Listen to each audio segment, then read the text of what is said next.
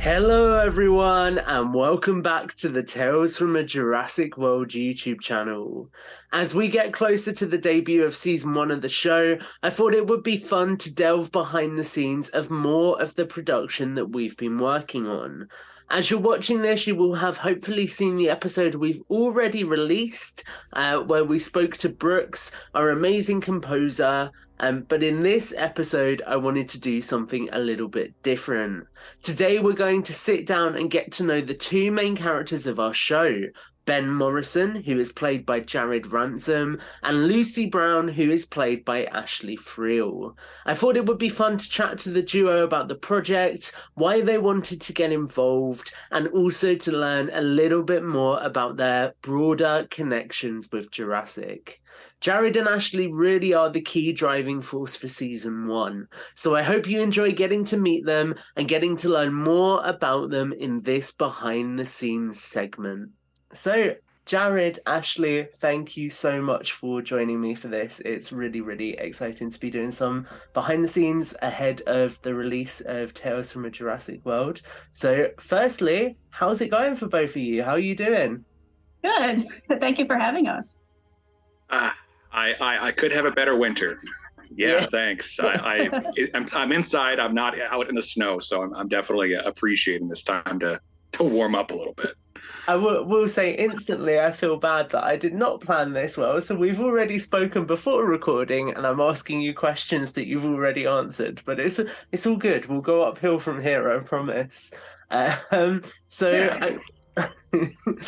think for everyone who is tuning in for this, obviously we are all people who have been connected through the Jurassic fandom.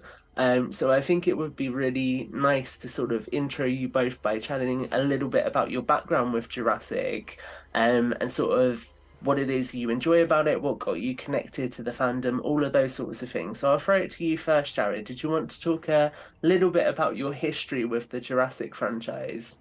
Yeah, absolutely. My intro to the world really started when I was, I want to say 4 or 5, when the first movie came out on VHS.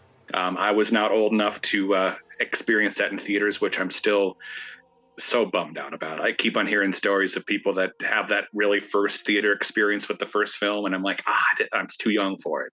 But I got to see the VHS at home. Like I was like sequestered in a dark room. Like my sister was like, "Yeah, you got to watch this. It's going to be super scary." And like after my 10th viewing, she's like, "You're watching that again?" But I was hooked from like the first time from that young age. And, from there, I got to see The Lost World in theaters. That was my first in theater experience. And, just, moving on from there, and everybody kind of gave me a little bit of flack for liking dinosaurs as I was getting older. I'm like, have you seen the movies? They're pretty darn cool.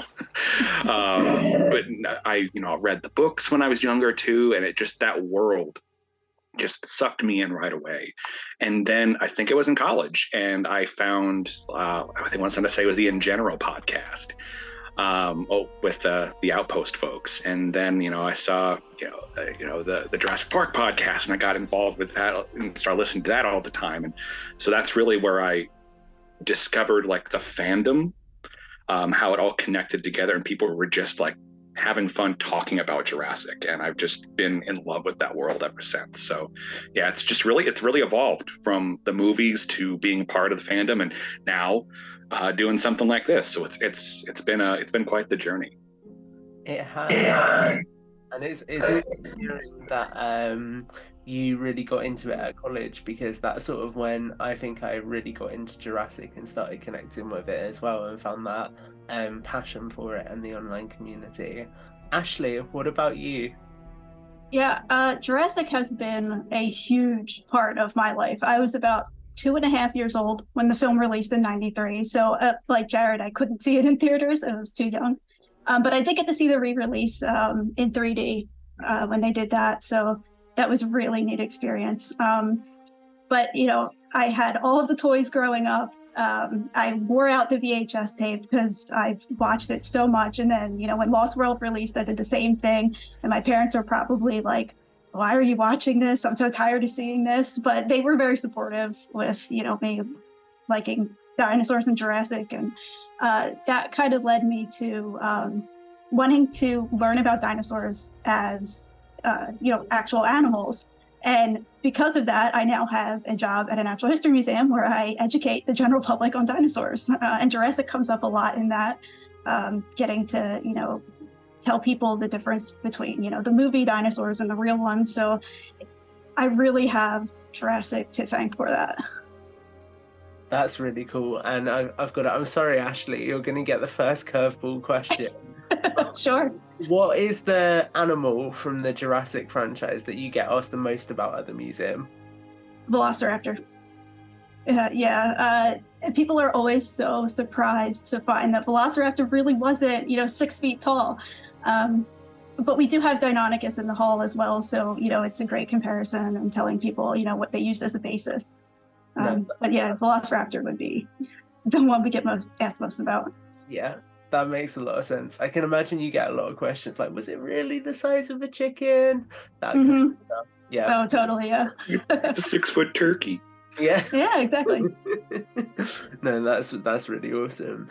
So I was really curious. So obviously, we all love Jurassic and we all get different things from the franchise and different takeaways from it. But it then takes a lot to actually take that love and then step up and get involved in projects and things and actually sort of put yourself out there. And I know when I first started doing it with the Jurassic Park podcast, I can remember it was just me talking into a microphone and I was like, oh God, is anyone going to listen to me just rambling on about dinosaurs? So I'm curious, and I'll bring this one to you first, Ashli, just to alternate so you've got time to think this one through, Jared. What was it that made you want to get involved in this project? Well, first and foremost, because it's Jurassic. I always thought, how cool would it be if I could do something Jurassic related, be in some kind of project.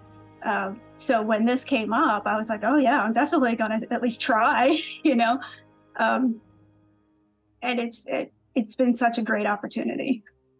Good. I'm glad to hear it, and it's awesome. You are Lucy Brown now. That is I am. who you are to me. I might even change the Zoom names later. We'll see how it goes.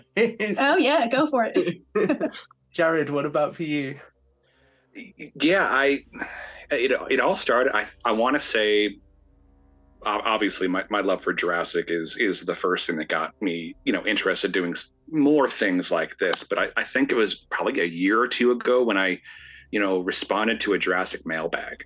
Yeah. And I got to hear my voice on the mailbag for the first time and hear, my questions get answered. I'm like, gosh, that interaction's really cool.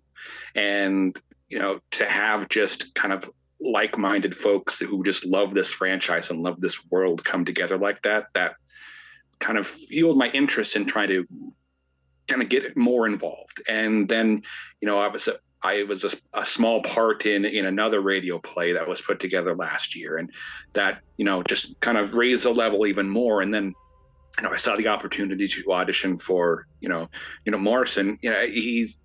He seemed like something that would be of huge interest to me, and I just I sent the audio file to him, like, okay, fingers crossed, maybe something will happen, and then boom, here we are. And it's been a thrill ever since. So I have, honestly, the Jurassic Park podcast to thank for, piquing my interest in getting more involved in stuff like this. Yeah, that's right. And I think with the movement especially, Brad and Jen do such a fantastic job with that. So it's really awesome that prompted you to get involved. And I can remember it's really funny when I was going through all of the auditions for it. I think I had cast you first, Ashli, and I was like, okay, I want a voice that's really going to contrast well now, so we get two very specific characters. And I can remember when I heard your voice, Jared, I was like, that's it. That's got the deep drawl I want. That's Morrison. So you were very much Morrison from the start for me, and I was really excited when I listened to that. Nailed it. Yeah. You did. You can put it on the resume. There you go. In that kind of vein then, and sort of along the same line of thought, could you give us a little summary of Morrison, Jared? Yeah, when I first got the description of the character, he seemed to me someone who had seen a lot in his life. He was a very experienced, member of the Fish and Wildlife Service. He's done almost anything that you could possibly imagine. And then you throw him into a world where dinosaurs exist again. And I dare say that he has a little bit of Alan Grant in him. Just kind of that gruff, like, getting too old for this sort of thing. But, he has that care as well. Like, he understands that, these are living creatures and they have to be protected. So I had to try to kind of mesh those worlds between, someone who really doesn't want to be there. He was kind of used to his ways. He had a good thing going, but at the same time, the awe of seeing dinosaurs for the first time and then living with dinosaurs again, just kind of meshing those two worlds together kind of created Morrison in my head. And then, I just kind of, thought about different ways that voice would come across, and that, became what I put on the recording. So that was kind of my thought process behind him, and what I ended up, portraying and what it's going to be an awesome show. I think that's really cool. I like the description of the dichotomy between him sort of having seen things and him now dealing with dinosaurs.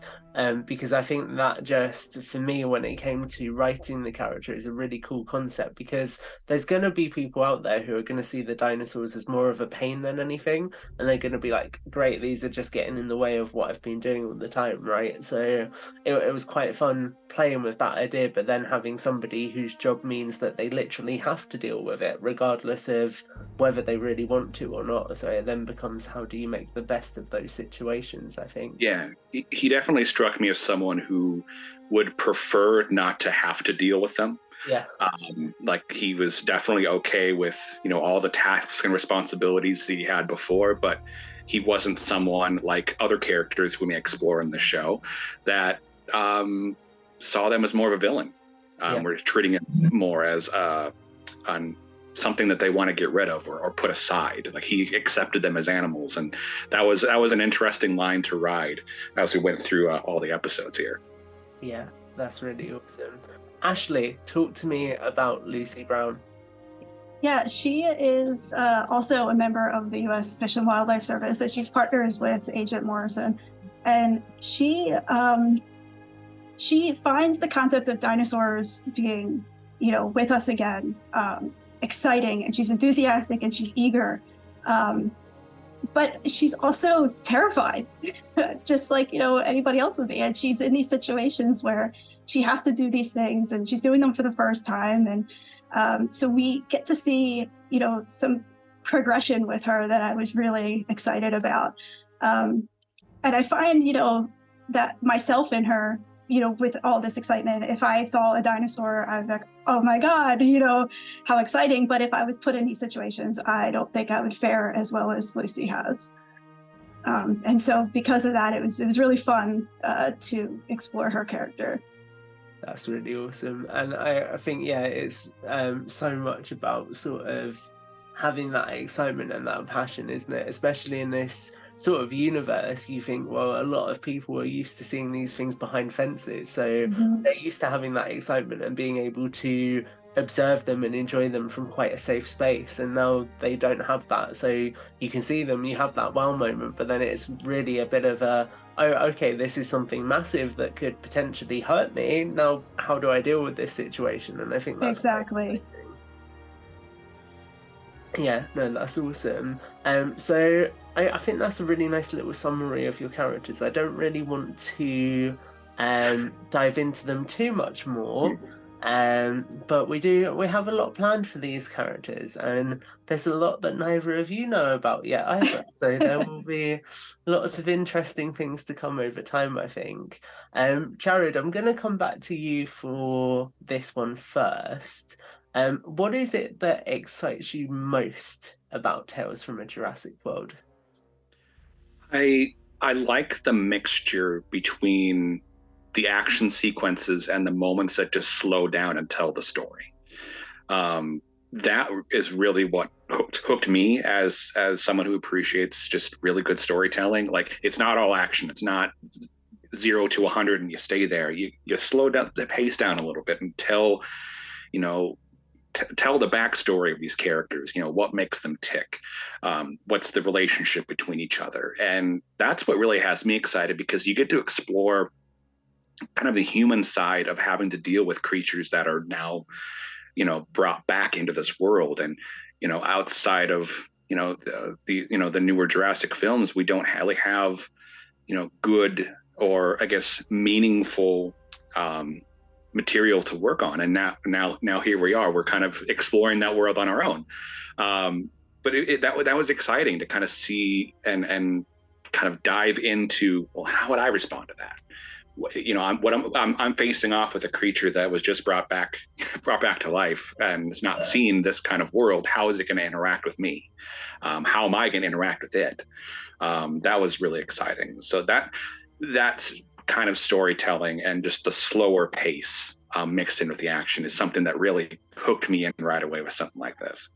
That's really awesome to hear. It's nice actually hearing you reflect on the bits that you enjoy, because that's stuff that I'll hopefully be able to pick up and make sure that that's quite consistent going forward as well. So this is sort of quite cathartic in a way for me, because I feel like I'm taking research notes and going, okay, these are the things that work. Let's make sure we focus on this going forwards as well. So that's really useful. Ashli, what about you? Having dinosaurs in our world, I think, is what has me most excited, because I think that's kind of what we expected for Dominion, and we kind of really didn't get that. So, you know, I know a lot of the fandom was upset about that, and myself included. So I think Tales from a Jurassic World really fills that hole that a lot of people wanted. And it's exciting, and I am so happy with it. I really am. And I'm so excited for people to be able to experience this. That's really awesome to hear. And I think that that's exactly what made me want to start working on this initially. So I know last year for Dominion's release, I did a podcast called the Dino Watch podcast, and that was essentially what I wanted this to be. But at the time I was like, oh, I'm really stretched at work, I'm not going to have time to produce something, so I just need to put something fairly low budget out there and just hope that it does okay. And with this, I really wanted to actually invest in developing audio story that's really quite immersive for people, and that does pick up on those beats that I think so many of us wanted. Because actually, you know, Fallen Kingdom, we end with seeing all of these dinosaurs going out into the wild. What happens to them? Why are there suddenly new animals in the wild when it comes to Dominion? What's the story there that's unfolded? So I think there was a lot of scope for us to explore there, and certainly stuff to continue to explore as well, I would say. So yeah, I think that's really cool. So I feel like we can get a little bit more into teasing what's to come for people. So if I suddenly look at you with daggers, maybe pull back on the teasers slightly, but I think we will be fine. So I thought it would be fun to ask what your favourite episodes to work on were and why. So I'll start with you, Ashli. Asking the hard questions. I really enjoyed recording for episodes 3 and 4, because there's so much emotion and there's so much action. And recording that and exploring that was really fun to be able to, you know, because when you record this, you're recording by yourself. So you have to really put yourself inside of the scene. And what helped for me was having little dinosaurs or creatures who were in the scene to help with that. Little practical effects, and then just drawing out that emotion and imagining how the scene is unfolding and how the other characters in the scene are reacting. So those two were really fun to pull that all out. But I also have to say episode 5 because it was a nice change of pace and it was very heartfelt. And I feel like that's something that people are really going to connect to. So, yeah. That's awesome. My brain is sort of slowly working, and I'm like, okay, episode 3, episode 4, which ones are those? But I'm placing it. No, I tried to say this without giving too much information. Yeah. So I've got it. No, that's it's awesome. like walking a fine line. You don't want to say too much, but you don't want to be super vague. It is. Don't worry, if there's too much, I've actually got snipers in position for both of you. So Oh. No, it's all good. The budget didn't stretch that far. Oh, good. Jared, what about for you? What episode was your favorite to work on, and why? You know, I think she kind of stole my answer. Just a tad. Oh, sorry. No. That's good. I was able to really connect and really enjoy episodes 3 and 4 as well. Just for, like I talked about earlier, kind of that slower down moments of connection between the characters, but also mixing in a lot of great action. And obviously, you know, fans of the Jurassic franchise love their action, and they're going to get plenty of that. But I think the moments, you know, in those episodes where you kind of you can start connecting with the characters a little bit more and just really like understanding where they're coming from, really just selecting, oh, so that's why they made that decision. That's really what I appreciate out of those. But then obviously the finale of the season, I just had a blast with that one. That was so fun. It's something that everyone's going to enjoy. The season builds up to it really well, and I got to really ultimately show off what Morrison has become by that episode, and I think that's really what I got to enjoy out of that. So it's easy to say just all of it was good, but I think those moments are really what made me appreciate the story and the character really well from my eyes. It's really good. And I'm really glad that for both of you, actually, it's been an experience that has felt like it's given you the opportunity to really explore those characters, because I think when it comes to writing these things, I never really put too much thought into the characters beyond their sort of initial identity, I suppose. So I'll have an idea of who I want somebody to be, and then beyond that I kind of just write for the plot more so than anything. So I'm glad to hear that actually there have been opportunities to explore different things through the characters as well, because I think that's really important. Yeah, you that is something I really appreciate, is you put, you know, the words onto paper, but then you just kind of let us, you know, really become the characters and take the direction we thought fit the best. And I think we both kind of nailed it in that fashion. I don't want to, you know, toot our own horns too much, but, you know, I think the audiences will enjoy, you know, what we're able to put together, and you know, appreciate what direction we've taken these characters. Yeah, helps really expand as actors too, to be able to explore all of that. And how many different ways that you can say one line, you know. I think I said, which I've learned that you can say one line many different ways. 3, 4, 5 takes per line. I'm like, oh no, they're gonna hate me. There were actually a couple of really funny moments where I was editing Jared, where I'd be like, this is a really good take, I'm going to use this one. And then I'd like listen to the rest of them just in case and be like, actually, I want to go with this one, so I'm going to cut it back in. That was actually quite fun as I was going through and sort of editing, and it made me laugh. I think both of you at one point or other actually spoke to me as you were recording as well, so it was really funny uncovering those little bits. I think I apologized to you at some point. Like, oh, sorry, Tom. That certainly made me chuckle while I was going through the production. I think so. Obviously, we've spoken a lot about what is coming, but there is already some stuff out there. So there is the Halloween episode that people can go and listen to. So Ashli, what were your thoughts on that episode, and how did you find that whole process from the start to sort of hearing the end result once Brooks had done the score for it as well? I love the Halloween episode because Halloween is my favorite holiday. Cool. So when you approached me and said, "Hey, we want to do a Halloween episode, would you be up for that?" I was like, "Of course I'd be up for that." And the story was great, and discovering that what they think is like a haunted forest type of thing. It's like these really cool bioluminescent parasaurolophus. And it was really fun recording for that one, figuring out how do I want to say things? And I think, it was just such a fun episode. And I think, I've improved since that episode. Yeah.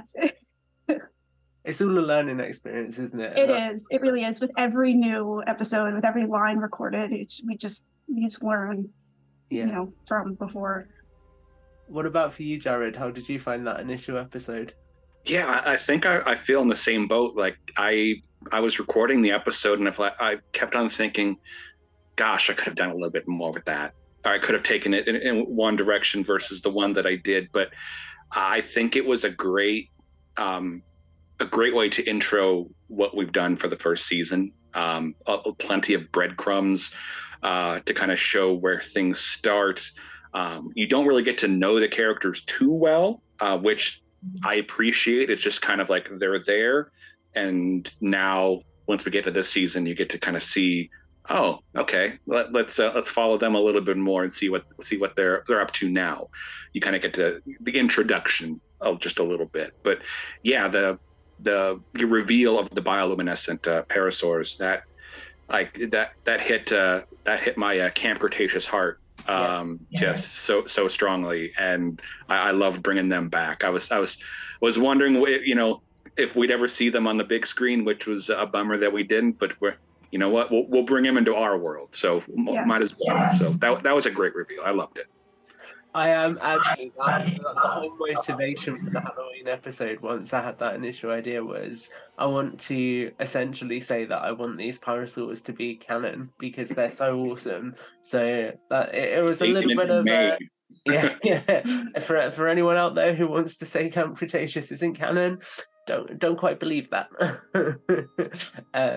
But yeah, so it was a lot of fun getting to bring them into it. I'm gonna give you a little bit of space here that I haven't actually put on the show notes, so no pressure, but I think it will be interesting because once we get through the next couple of weeks, I'm gonna start to write the second and third season of Tales, and I'm curious, is there anything you're hoping for from your characters in the future? Jared, I'll start with you, and I realise it's a loaded question, so take a moment if you want. Yep, and I'm trying to give my answer without revealing too much of what's going to be in the season. But I know there have been moments in this season that reference Morrison's past, some of his past adventures or tasks, and some of them didn't really go as well as he had imagined. And I've just I'd love to explore that a little bit. What made him like the kind of the gruffer version of the person you see in this season? I'd love to kind of explore that a little bit. But there is some time between the reveal of the bioluminescent parasaurs to where we see our characters, in this season. There's some space in there to work with. So I'd love to know where that world kind of is. Like, what other tasks have this duo been on? Like, what are they doing? Like, what animals are they pursuing? That sort of thing. So I'm interested to see, outside of what we've explored so far, what other animals have they almost gotten knocked over by, or something like that. What are some close calls, that sort of thing. Yeah, that's cool. And I think there definitely will be more of that in season 2 because there's so many animals out there to choose from. So maybe that's something we'll talk about after this recording session's over. Ashli, what about for you? Yeah, I too would like to explore more of Lucy's past, figure out, she does mention why she signed up to be part of the U.S. Fish and Wildlife Service, but exploring that a little bit more, and the background of these characters, and seeing more dinosaurs and what they interact with. I would love to see Lucy interact with the feathered oviraptor from Dominion. I just think she would absolutely love it. It just seems like a cute, playful dinosaur that's not really going to eat her. And I think she would just absolutely love that interaction. I think that's really cool. And actually, it's interesting you mentioned that, because oviraptor was something that hadn't popped into my mind, but there are a few animals from the prologue actually that maybe we need to play with a little bit more and give a little bit more airtime to, so that's definitely something to think about. Okay, I'm gonna give you both free reign to just tease things a little bit. So at the very end of this episode, and I'll come to you first, Ashli, so no pressure, is there anything you just want to tease for people who are listening right now? Yeah, I think that the fans are going to be really happy to see an inclusion of an OG dinosaur that has been a community favorite. I won't tell you who it is, but they'll know. And that there's a continuation of a very popular short film that was released before Dominion. That it's really cool to see the alternate view of that and the continuation of that, and what's going on after that event. And I think people are going to be really excited. Cool. I don't know if we're allowed to drop names, so it's all good. We'll go with that. I will say to people, there is a list of dinosaurs that appear in season 1 out there somewhere, so I may have got overly excited and tweeted it at one point in time. If you do enough digging, you will be able to find it, but I won't repost it, so you have to go and look for it. Jared, what about you? Yeah, I think, Ashli touched on this earlier, just being able to see the world now with these animals in it, and just kind of being able to branch out on that a little bit. It's something that we've all clamored for. We wanted to kind of see what truly a human to dinosaur interaction in the wild could be.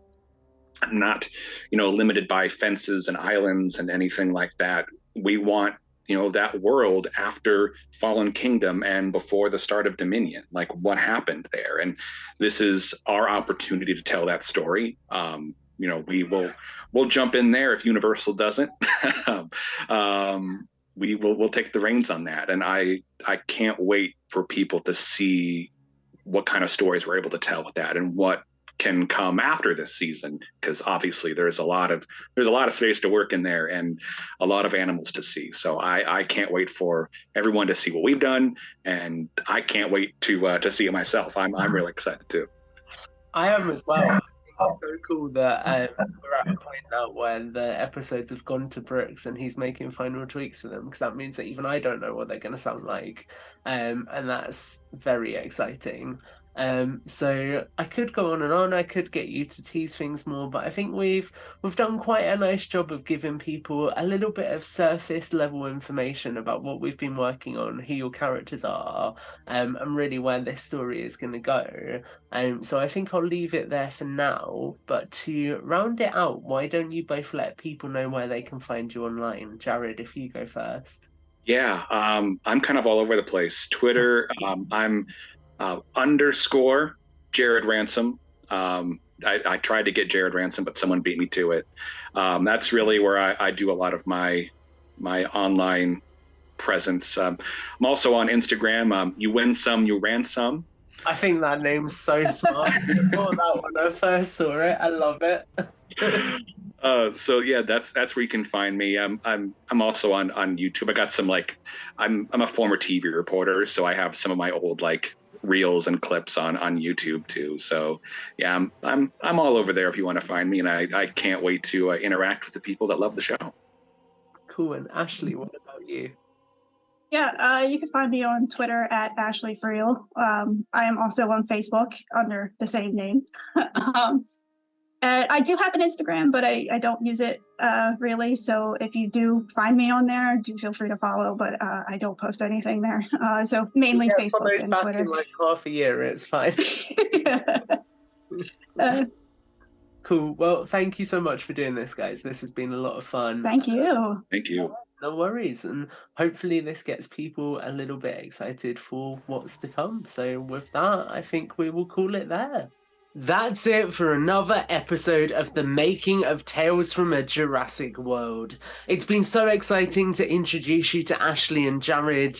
Both of them are incredible people, really, really cool members of the community, and they really do bring Morrison and Brown to life. So I'm so glad that we got to spend some time talking, getting to know them a little bit more, and also teasing a little bit about the characters who they will be portraying in season 1 of the show. Look out for more from Tales, and also your chance to learn more about Morrison and Brown very soon. For now, if you like what you've heard, then make sure to like the video, and also do subscribe here to the Tales from the Jurassic World YouTube channel. You'll get all your news on the upcoming audio drama here first, and we will share a teaser here very soon. Until that comes out, stay safe around the dinosaurs.